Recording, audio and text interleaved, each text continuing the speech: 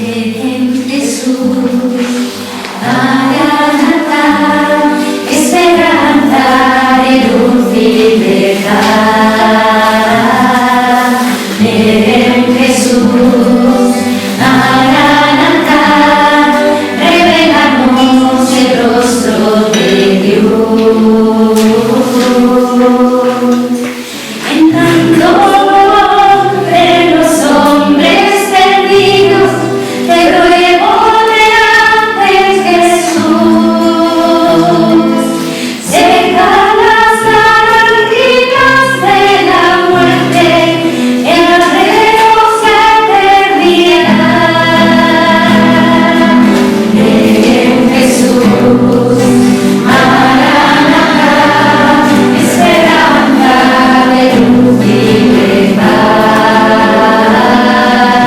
En Jesús, Maranatá, revelanos el rostro de Dios.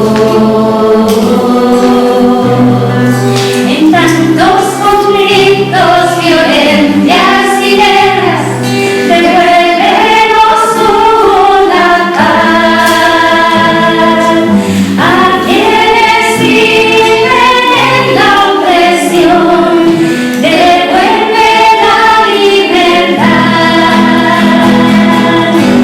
En Jesús, Maranatá, esperanza de luz y de paz.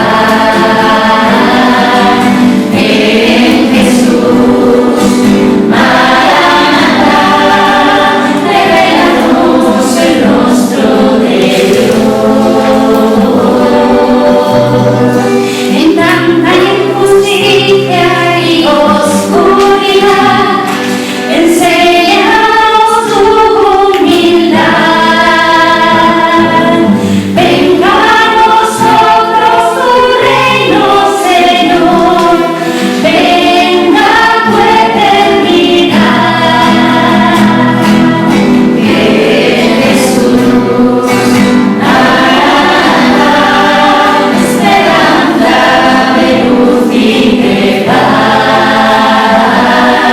En Jesús, Maranatá, revelanos el rostro de Dios. En Jesús, Maranatá, esperanza de luz y de paz. En Jesús, Maranatá, revelanos el rostro de Dios.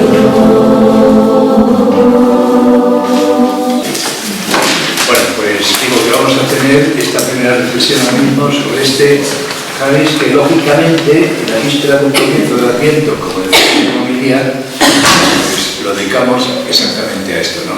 A la espiritualidad propia de este tiempo litúrgico que llevamos en la Iglesia, tiempo fuerte, tiempos fuertes, entre ellos el primero, justamente el Adviento.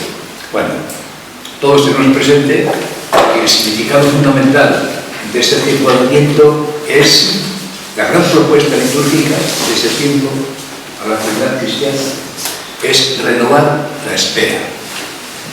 Renovar la espera, renovar la esperanza, a fin de que la posterior celebración cristiana del nacimiento del Salvador pues nos encuentre en las mejores posiciones para que esa celebración tenga también la mayor fecundidad en nuestra vida cristiana, la personal y de nuestras comunidades respectivas.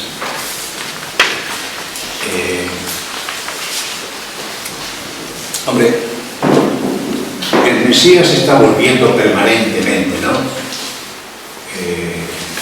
Del Salvador,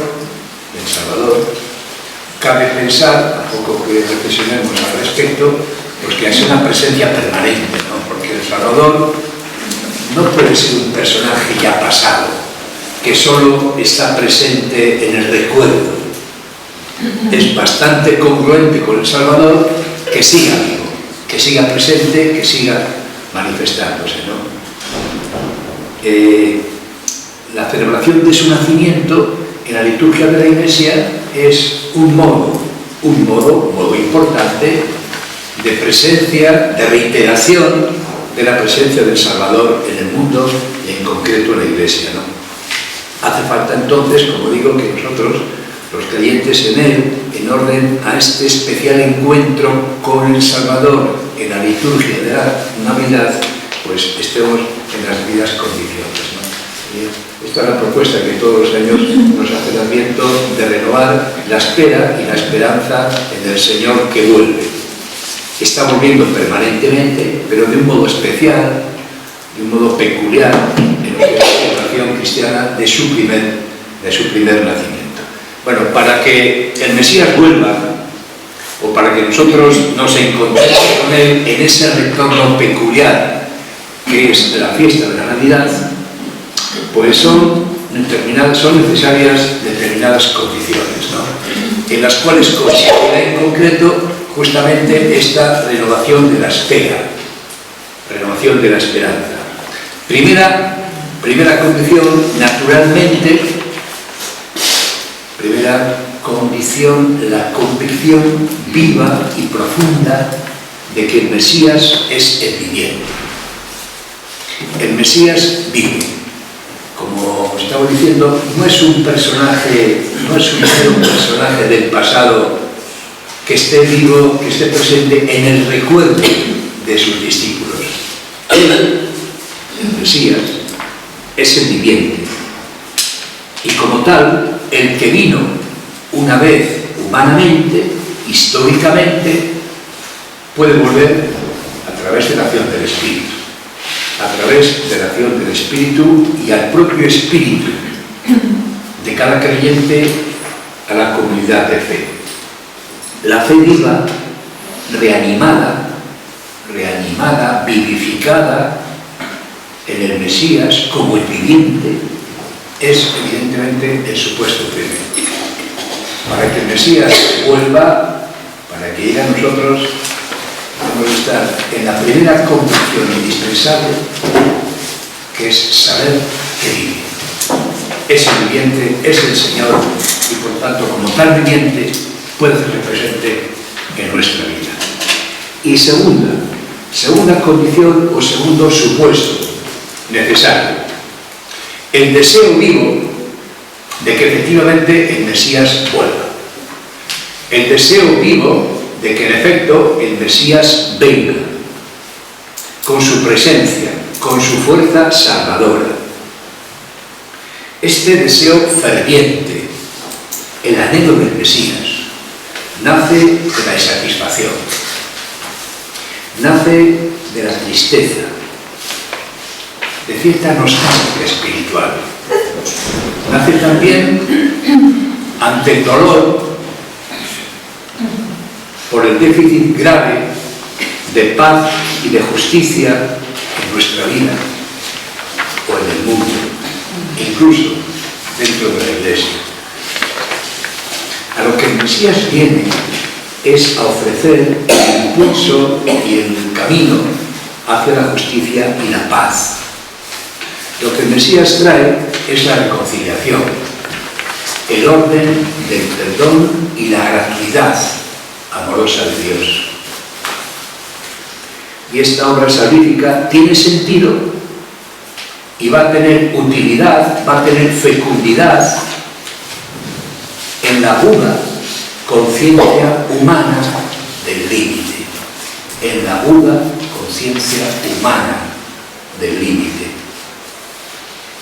El paso y la presencia del Mesías es gracia, es evangelio, es obra eficaz de recuperación humana para quien anhela una reconciliación que por sí mismo, o incluso con la ayuda de los demás, no se puede alcanzar. Se aguarda al Mesías desde cierta nostalgia activa de algo que no tenemos: orden, paz, justicia, reconciliación, comunión.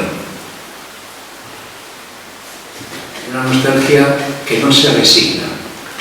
Por eso digo, una nostalgia activa, que sigue inconformista ante el propio estado personal, ante aspectos de la propia vida, muy mejorable en tales aspectos, ante el dolor del mundo,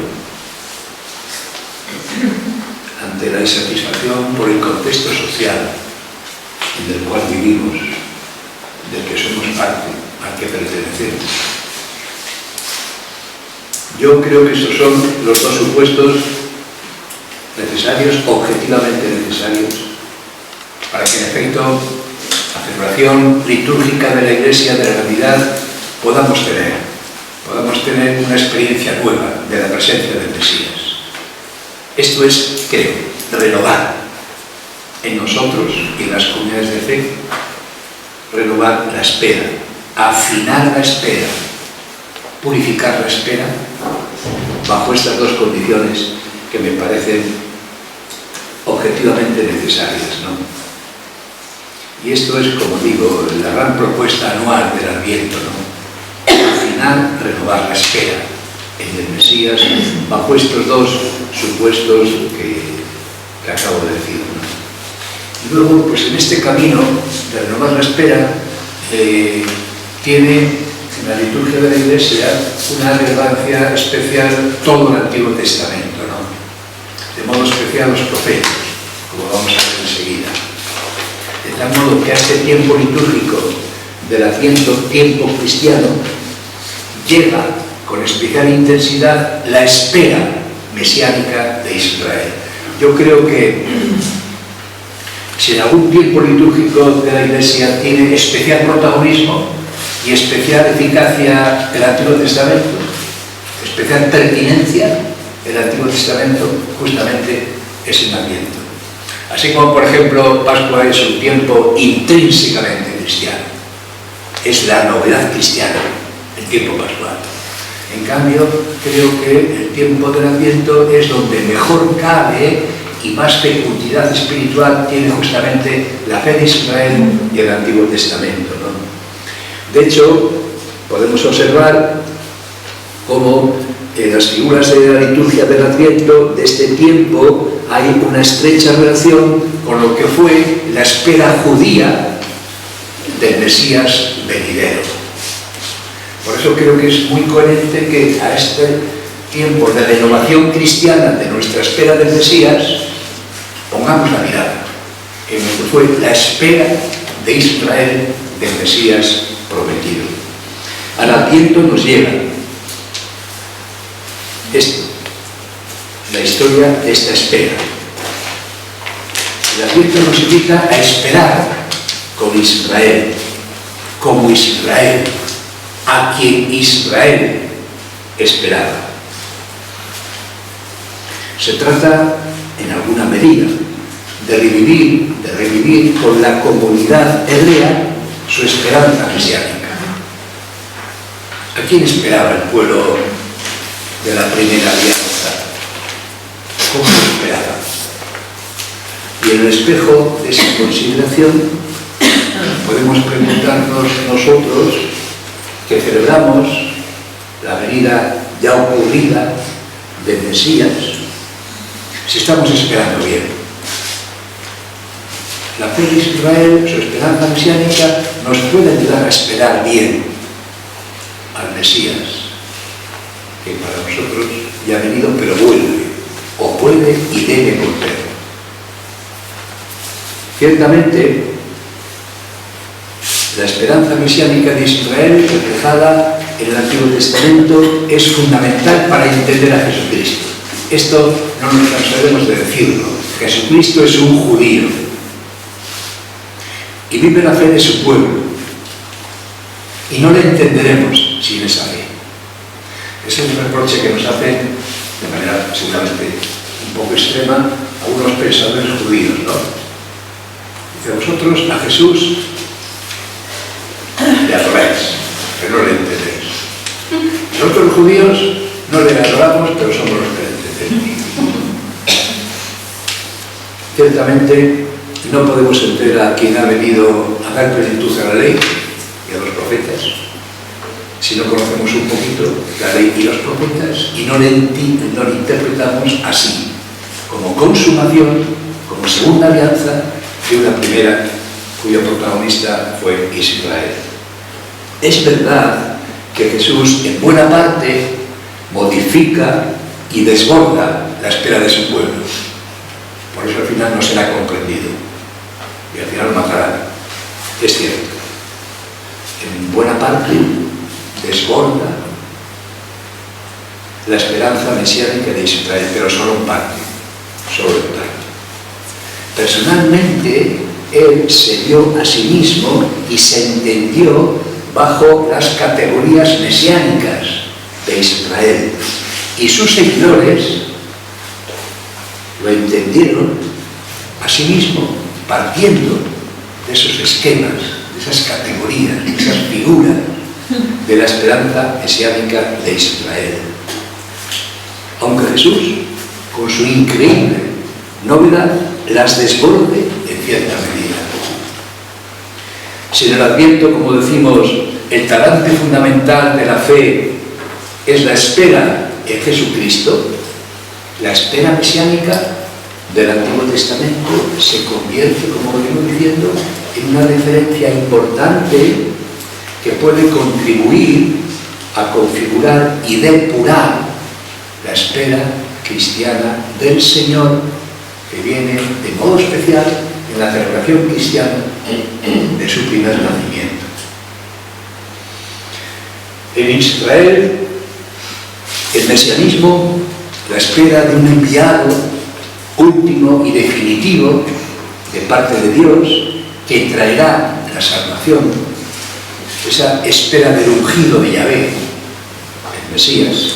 Esto es un asunto fundamental. Un famoso exégeta francés, especialista en el Antiguo Testamento, decía que el mesianismo es la espina dorsal del Antiguo Testamento. Por eso también en su conjunto el Antiguo Testamento ha sido definido como libro de la espera en constante aumento. Vamos a entrar un poco en este mesianismo de Israel. El origen del mesianismo, esta esperanza en un profeta futuro, el ungido de Yahvé, que traerá la revelación y la salvación definitiva de parte de Dios. Este mesianismo nace históricamente en Israel de modo muy coincidente con los orígenes de la monarquía judía. Al primer rey de Israel, a David, el profeta Natán, le comunica de parte de Dios que Yahvé a David le dará una descendencia y consolidará su reino, establecerá su trono para siempre. Dios será para él un padre y el descendiente de David será para él un hijo. A ver, el rey en Israel, David y sus sucesores gobiernan en nombre de Dios. De alguna manera no, son literalmente lugartenientes de Dios, porque el único rey de Israel es Yahvé. Todos los reyes son como delegados del rey, del único rey que es Yahvé, y que deberían los reyes administrar en el pueblo la justicia real de Yahvé. Los reyes son consagrados o ungidos, rito religioso, no hay coronación, hay unción. Los reyes son consagrados o ungidos por la Ruaj, por el espíritu de Yahvé, lo cual no les hace intocables. El rey de Israel no era un personaje sagrado, como lo fuera el faraón de Egipto, por ejemplo. Los reyes de Israel no son consagrados, no son sagrados, no son divinos, no son inatacables. Justamente como ungidos, son especialmente exigidos en función de la justicia del único rey que es Yahvé. Bueno, la obra histórica de los reyes de Israel constituye un fracaso notable respecto de estas funciones, ¿no? La historia de los reyes, hombre, hay dos excepciones, ¿no? El piadoso rey Josías y Ezequías, pero fuera de estos dos reyes, en general, la historia de los reyes de Israel es la historia de la no realización de la unción recibida. En realidad, hay que decir que la realeza de Yahvé era muy difícil de llevarse a cabo en una monarquía dinástica, como cualquier monarquía de cualquier pueblo. De hecho, no vamos a entrar en esto, pero hubo una resistencia importante, sobre todo de parte del profeta, ante la petición del pueblo de tener un rey como los demás pueblos. El profeta se resistía, el único rey es Yahvé. Bueno, al final se introdujo la monarquía hereditaria, la monarquía dinástica, cuyo funcionamiento, como digo, pues fue bastante deficiente. Ciertamente, repito, realizar como delegados suyos la realeza de Yahvé en el pueblo era francamente difícil, ¿no? Y al final estos reyes procedieron como cualquier reino de cualquier país, aunque ciertamente reinando en un pueblo pequeño y muy vulnerable como era Israel. La realeza ejercida en nombre de Dios, el Dios de la promesa, el Dios de la liberación de Egipto, apenas era realizable en la lucha política, y de este modo lleva a la esperanza que trascienda toda la realidad política conocida, porque ninguna la puede satisfacer. Aquí está la génesis del mesianismo judío, la fe y la esperanza en un ungido que un día vendrá, destinado a realizar de verdad la misión de salvación sobre el pueblo, la fe y la esperanza de Israel, la justicia de Dios en medio de su pueblo.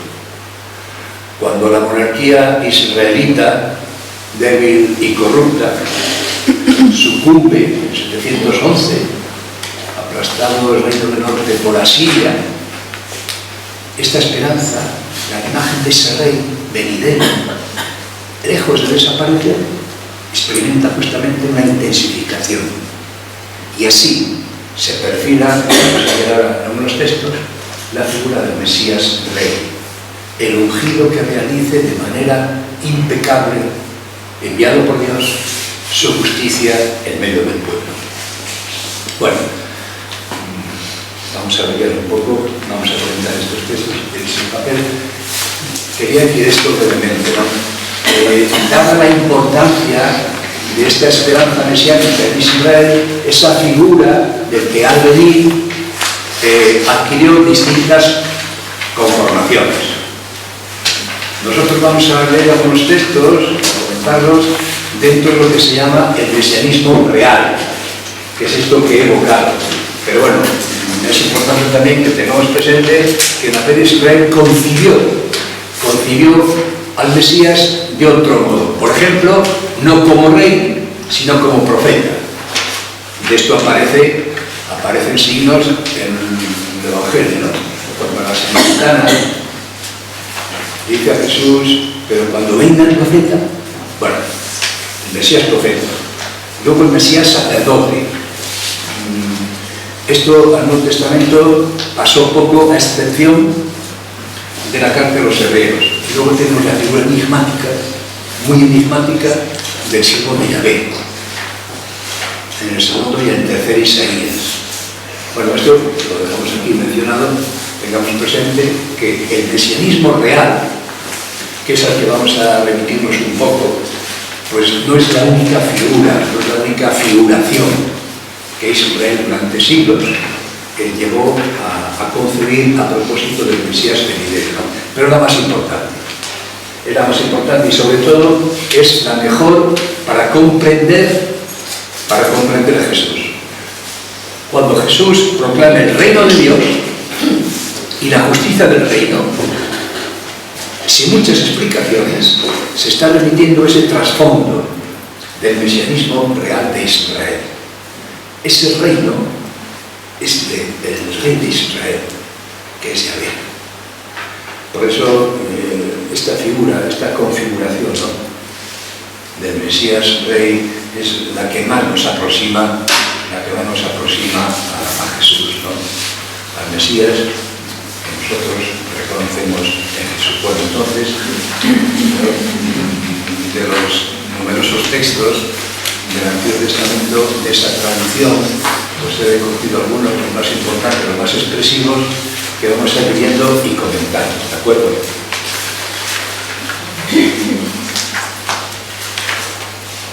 Bueno, del profeta Jeremías: suscitaré a David un vástago legítimo, reinará como rey, hará justicia y derecho en la tierra.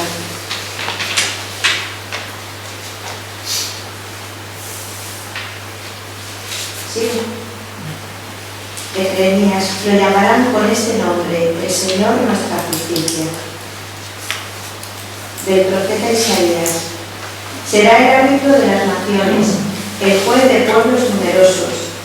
De las espadas forjarán arados, de las lanzas podaderas. No alzará la espada pueblo contra pueblo, no se adiestrarán para la guerra. Del profeta Isaías: el vástago del Señor será joya, fruto del país, honor y ornamento para los supervivientes de Israel. De Isaías: le pondrá por nombre Emmanuel, que significa Dios con nosotros. Bueno, estos textos son bellísimos, a mí me parecen bellísimos. Después de cada uno voy a hacer un pequeño comentario, ¿no? Un pequeño comentario nada más. Luego la lleváis y meditáis, lo releéis, porque yo vuelvo a decir, ¿no?, creo que haremos un buen camino de purificación de nuestra esperanza, bien acompañados por la esperanza mesiánica de Israel. Y esta pequeña selección son textos muy elocuentes, muy vivos, muy sugerentes sobre la figura del que ha de venir, ¿no? Repito, Jesús tiene genio propio y no va a ser sin más quien cumpla lo que ha de ser hijo, lo que es el hijo del Mesías, porque desborda nuestra esperanza, pero no la niega, la supera, pero no la niega. En ese sentido, como vengo diciendo, la meditación sobre la espera judía nos viene muy bien, sobre todo el aliento a los cristianos para esperar de nuevo al Señor. Bueno, mínimo comentario sobre los 5 textos que ha leído Marta. El Mesías concebido y esperado como Señor y principio de una justicia nueva que propicia una radical transformación hacia la paz. Como se dice, como hemos oído, es fruto del país, es su mejor hijo, es la joya de nuestra carne, pero es el Emmanuel, Dios con nosotros, pero Dios. Israel nunca pudo concebir que el Mesías fuera hijo de Dios. Esta seguramente sea la raíz de la incomprensión que experimenta Jesús. En el duro, riguroso monoteísmo hebreo, que Dios tenga un hijo, eso es una blasfemia. Y Jesús será acusado de blasfemo. Y sin embargo, si llegara tanto, a este Mesías se le proclama como Emmanuel, Dios con nosotros. Es una presencia muy íntima de Dios, la que expresa el nombre del Mesías, Emmanuel. El don de una presencia de Dios que se intuye ha de ser de enorme intensidad. Si a este Mesías se le llama así, Emmanuel, Dios con nosotros. Bueno, pasamos a enseñar por él. El pueblo que caminaba en tinieblas vio una luz intensa. Sobre los que vivían en tierra de sombras brilló una luz. Acrecentaste el gozo, hiciste grande la alegría. Se han alegrado al verte como se alegran en la siega, como se gozan repartiendo el botín. Porque el yugo que les pesaba y la barra de su hombro, la vara de su tirano, has quebrado, como el día de Mariano. Porque toda bota que taponea con estrépito y el manto revolcado en sangre serán para la quema, pasto del fuego. Porque un niño nos ha nacido, un hijo se nos ha dado, el señorío reposará en su hombro y se llamará admirable consejero, Dios poderoso, siempre Padre, príncipe de la paz. Grande es su señorío y la paz no tendrá fin sobre el trono de David y sobre su reino, para restaurarlo y consolidarlo por la equidad y la justicia. Bueno, estos de los textos mesiánicos de Israel más bellos, más sugerentes y para la fe cristiana de los más precisos, de las profecías mesiánicas que más se aproximan a Jesús. De hecho, hay títulos aquí, en el texto de Isaías, que ha asumido la fe y la teología cristiana para definir a Jesús, por ejemplo, príncipe de la paz. Es un título cristológico, pero que está sacado exactamente de aquí, porque ya digo, es una aproximación, en este caso, aparte de muy bella, muy certera, ya muy próxima a lo que realmente fue la figura de Jesús, ¿no? Y estas palabras que en las vísperas de la Navidad nos resultan a todos tan entrañables, ¿no? Y que repite la liturgia tanto, porque un hijo, un niño nos ha nacido, un hijo se nos ha dado. Bueno, a ver, el contexto histórico de estos oráculos de Isaías son la derrota, antes, la derrota del Reino del Norte, porque el asunto fue que, como la cosa funcionó políticamente bastante mal, a la muerte de Salomón el reino se dividió. Y esto fue una tragedia religiosa. El pueblo de Dios dividido. El reino norte, llamado Israel, y el reino sur, llamado Judá. Con el agravante de que a veces estuvieron en pugna entre ellos. Bueno, lo cierto es que la potente y cruel Asiria, en el 711, conquista el reino norte. El reino sur se salvó. Caería más tarde conquistado por Babilonia. Pero en 711 Asiria derrota al rey de Israel, Acaz, y en esa circunstancia recibe un signo profético. He aquí que una doncella está encinta y va a dar un hijo y le pondrá por nombre Emmanuel. Con este Emmanuel, Isaías anuncia al rey desleal, el rey incompetente, que fue Acaz. Le anuncia una figura fiel a Dios, en oposición justamente al rey. No es solo una figura espiritual, como vemos en el texto. Su reino planificador y mesiánico realizará históricamente la voluntad de Dios. Este texto de Isaías 9:1-6 desarrolla esa imagen esperanzadora de este Emmanuel. Será el verdadero David, como la luz del alma al salir el sol, como la luz del alma al salir el sol, y el pueblo que lo está pasando fatal, arrasado por Asiria, el pueblo que ahora camina en tinieblas, verá en él la gran luz. Él traerá el reino de la paz, y estas expresiones tan bellas, ¿no? Y echará al fuego los instrumentos de la guerra. Príncipe de la paz. Traerá el reino de la justicia. El que no ha traído a Acaz, en nombre de Dios. Realizará el objetivo para el cual fue constituido. Así, exactamente como príncipe de la paz.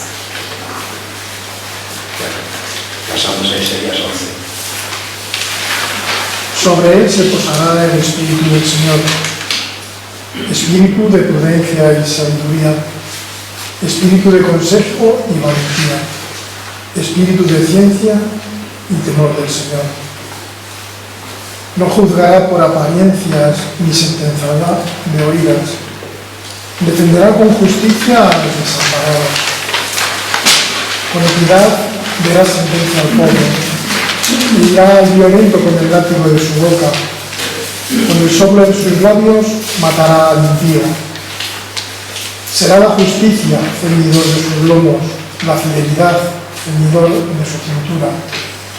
Habitará el lobo con el cordero, la pantera se tumbará con el cabrito, el novillo y el león pasarán juntos.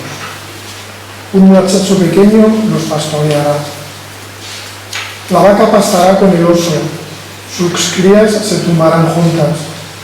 El león comerá paja con el buey. El niño jugará con la ura del aspi. La criatura meterá la mano en el escondrijo de la serpiente. No habrá daño ni estrago por todo mi monte santo, porque está lleno el país de la ciencia del Señor, como las aguas colman el mar. Aquel día la raíz de Jesé se erguirá como enseña de los pueblos, la buscarán los gentiles y será gloriosa su morada. Bueno, hasta brevemente este texto de Isaías, también un clásico, bellísimo, de autor, con imágenes tan sugerentes, tan provocadoras, tan cristianas en muchos casos. No cristianas, es que se han asumido por la fe, pues por esto que digo, ¿no? Porque son muy certeras para entender y describir después a Jesús. Bueno, este paso ahonda en esta imagen, profundiza en esta imagen del Mesías futuro, ¿no? Es el verdadero ungido, la Ruaj, el Espíritu, la Ruaj de Yahvé descansa en él y lo llenará. La Ruaj de Yahvé lo llenará de sabiduría, consejo, fortaleza y temor de Dios. El temor de Dios entendamos como el genuino sentido religioso ante Dios, ¿no? El reino de la justicia no abarca solo a los pobres. Él traerá paz a toda la creación. La paz, como vemos en imágenes tan audaces, ¿no? Tan audaces. La paz entre el hombre y el animal, la paz entre los animales. Desde el santuario de Sion, toda la tierra rebosará, procedente, salido, del santuario de Sion, toda la tierra recibirá el conocimiento de Dios, ¿no? El Mesías de Israel, el Mesías de Isaías es el rey lleno de espíritu de futuro, es semejante a Dios, porque representa la soberanía divina originaria, pero es distinto de Dios, como lo es el Hijo respecto del Padre o el consejero respecto del juez. Este nuevo David mesiánico es superior al antiguo David histórico. No se trata, por tanto, de volver atrás. No se trata de fomentar nostalgias. Se trata de movilizar al pueblo hacia un nuevo conocimiento, un nuevo comienzo, puesta la esperanza en Dios. Así ha nacido, ¿no? La esperanza escatológica. Es el texto, este Isaías 11, es el texto culminante en la visión utópica del profeta, a propósito del Mesías venidero, y se repetirá mucho este texto en la liturgia del Adviento. Ernst Bloch, famoso filósofo ateo, marxista, judío, escribió que es la utopía más bella que jamás se haya escrito este texto de Isaías 11, ¿no? Sobre este texto las historias son interminables, ¿no? Por ejemplo, citar otro caso que alguna vez comentamos aquí a Javis. En 1950, para que fue, el gran rabino de Roma se convirtió al cristianismo, por una cosa tremenda, un impacto tremendo. La comunidad judía italiana siempre fue muy importante, ¿no? Lo sigue siendo. Si vais por Roma veréis el teatro que pasé el otro día delante, me quedé mirando una vez más, ¿no? La enorme sinagoga que tiene ahí junto al Tíber, ¿no? Bueno, pues fue una cosa tremenda que los rabinos de Roma se hacían cristianos. Después escribió un libro y le bautizó el Papa, ¿no? Pío XII. Y el rabino, como sabéis, al aceptar el Papa, asumió como nombre Eugenio. Se bautizó con Eugenio, que es el nombre del Papa, Eugenio Pacelli, ¿no? Bueno, pues el rabino dice, comentó más una vez, ¿no?, el enorme significado que en su proceso de acercamiento al cristianismo había tenido la meditación de ese texto de Isaías. Va vuestra pregunta, ¿y esto cuándo se va a cumplir? Pues esto, ¿quién se va a cumplir? Hasta acercarse a Jesucristo y bautizarse como cristiano, pero fue en 1950. Bien, pasamos a Miqueas. Miqueas 4:1-4. Sucederá en días futuros que el monte de la casa de Yahvé será asentado en la cima de los montes y se alzará por encima de las colinas. Y afluirán numerosas naciones y dirán: venid, subamos al monte de Yahvé, a la casa del Dios de Jacob, para que Él nos enseñe sus caminos y nosotros sigamos sus senderos. Pues de Sión saldrá la ley y de Jerusalén la palabra de Yahvé. Él juzgará entre pueblos numerosos y corregirá a naciones poderosas. Formarán ellas sus espadas en azadones y sus lanzas en podaderas. No blandirá más la espada nación contra nación, ni se adiestrarán para la guerra. Se sentará cada cual bajo su parra y bajo su higuera, sin que nadie le inquiete. Bueno, Miqueas es otro profeta con textos mesiánicos muy sugerentes, como este que hemos leído. Describe, como vemos, ¿no?, en el reino del Mesías pacífico de Sión, las naciones, en ese reinado del Mesías pacífico, el Mesías de Sión, Mesías hebreo, ¿no?, los pueblos, las naciones, forjarán sus espadas en arados y las lanzas en podaderas. No blandirá más la espada, nación contra nación. No se adiestrarán más para la guerra en ese reino del Mesías venidero. Y esto sucederá en los últimos días, es decir, justamente en el tiempo mesiánico, pero sucederá mediante el Espíritu del Dios de Israel, en cuyo nombre caminamos ahora. Por tanto, no es una pura visión de más allá de la historia, es una visión mesiánica de la historia venidera, pero de este mundo. Ese Mesías instaurará ese reino entre los hombres, en nuevas condiciones sociales. Bueno, y por último, Zacarías. Exulta sin mesura, hija de Sión, lanza gritos de gozo, hija de Jerusalén. He aquí que viene a ti tu rey, justo él y victorioso, humilde y montado en un asno, en un pollino, cría de asno. Él suprimirá los carros de Efraín y los caballos de Jerusalén. Será suprimido el arco de combate, y él proclamará la paz a las naciones. Su dominio irá de mar a mar, y desde el río hasta los confines de la tierra. Bueno, terminamos con este texto de Isaías, también muy conocido, muy repetido en la liturgia del Adviento. Hay un canto, ¿no? Un canto que cantan las hermanas. La letra son las primeras frases, ¿no? Exulta, hija de Sión. Bien, la imagen del Mesías de los pobres. Y su reino, pues esto lo venimos diciendo, ¿no? La paz mesiánica. Ahora esto se complementa en Zacarías con su entrada a Jerusalén. A todos nos viene a la mente la escena del Evangelio de Jesús subido a un burro, entrado en Jerusalén y aclamado, ¿no?, como nuevo rey David. He aquí que viene a ti tu rey, se dirige a Jerusalén, a la ciudad santa. He aquí que viene a ti tu rey, justo, victorioso, humilde y montado en un asno. Final de toda violencia. Paz universal bajo el dominio del Mesías que se extiende por toda la tierra.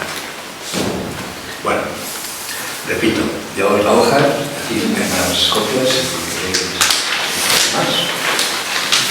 Preguntados este razonamiento, voy a terminar con un pequeño comentario, un pequeño comentario final. Volviendo un poco a lo que señala el Continuo Común. Ahora, para purificar nuestra espera, ¿qué necesidad tenemos de Mesías? Como antes señalé, ¿qué conciencia de debilidad, de alguna banalidad, de alguna frustración, conciencia de algunas cautividades, el dolor por la injusticia, la guerra y la muerte que clama al cielo? ¿Para qué el Adviento? ¿Para qué la Navidad? Independientemente del festival profano que se ha generado y que sigue creciendo a su alrededor. Desde la perspectiva genuinamente religiosa, solo todo esto, el Adviento, la Navidad, solo tiene sentido como nueva experiencia del Salvador que ya vino y sigue viniendo con la correspondiente necesidad nuestra de prepararnos para el encuentro con Él. Cuando proyectamos en Dios nuestra insuficiencia, entonces nace la esperanza. Nace la esperanza de que vendrá. ¿Cuál es nuestra esperanza religiosa? ¿Nuestros anhelos? ¿Qué expectativas albergamos respecto de un futuro mejor?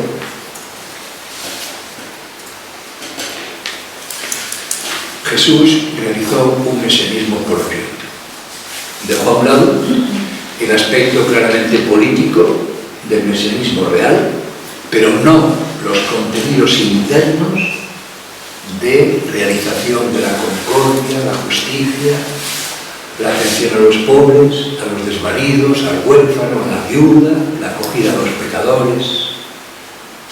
No asumió Jesús en su mesianismo la dimensión de lo político, pero puso en marcha, a través de los creyentes en él, especialmente los 12, o primeramente los 12, puso en marcha la comunidad mesiánica, la comunidad del reino de Dios, que promueve estos valores. Jesús revalida los trazos fundamentales de la figuración mesiánica de Israel, de su pueblo, en el perfil del Mesías Rey.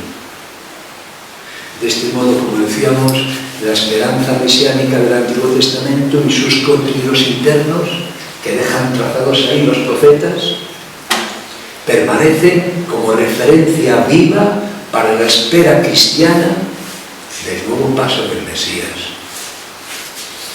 Ante el mesianismo de Israel, podríamos preguntarnos por nuestra conciencia utópica, porque esto es pura utopía religiosa. Releed los dos textos de Isaías, Miqueas, Zacarías. ¿Tenemos miedo al pensar utópico? Quizá ya con cierta madurez, cierta sabiduría de ciertos años, nos parece el pensar utópico un poco inútil, incluso pernicioso, un poco ingenuo, un poco inmaduro, inferior a nuestra madurez realista. Pues la verdad es que sin cierto coeficiente de utopía no somos nada. Decía Manuel Munier, cuando los hombres dejan de soñar con catedrales, se olvidan de cómo se construyen guardillas.